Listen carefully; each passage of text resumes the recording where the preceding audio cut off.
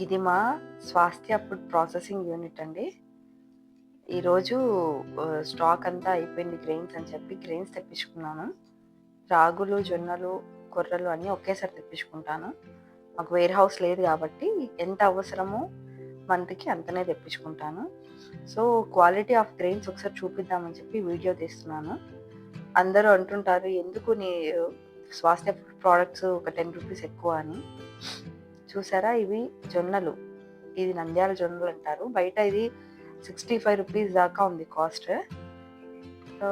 ఎందుకు కాంప్రమైజ్ అవ్వాలి? అందరూ తీసుకునే ఫుడ్లో కాంప్రమైజ్ అయ్యి తక్కువ కొన్ని నేను ఇంట్లో ఎలా వాడతానో అలానే అందరికీ చేయాలన్నది నా ఇంటెన్షన్. ప్రాఫిట్ గెయిన్ చేయాలనుకుంటే ఇలాంటివి తెప్పించాల్సిన అవసరం లేదు. ఇవి కొర్రలు. చూసారా, ఫైన్ క్వాలిటీ కొర్రలు. ఇందులో ఏ డస్ట్ ఏం లేదు. బాగున్నాయి కొర్రలు కూడా. ఈసారి ఆల్మోస్ట్ ఇలానే ఉంటాయి. మేము చెక్ చేయాల్సిన పని ఉండదు. ఇంకా రాగులు కూడా చూడండి. రాగులు మీకు మొలకొచ్చాక యాక్చువల్గా రాగులు క్వాలిటీ తెలుస్తుంది. కొద్దిగా నాకు ప్రతిసారి ఫేస్ చేసేది మొలక దగ్గరనే.